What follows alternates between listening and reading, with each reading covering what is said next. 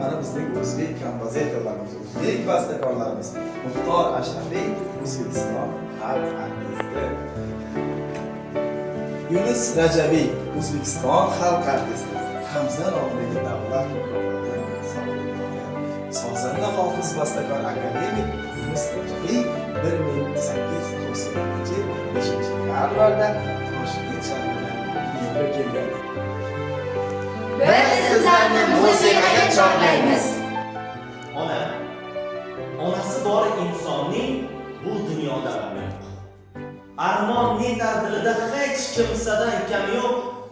Bir chimdim osh qolsa ham, bolam sen ye, qorning to'q. Bugun shularni o'ylab netay ko'zlarimda nam. Yolg'on ekan bu so'zlar. Meni o'ylar ekan onam.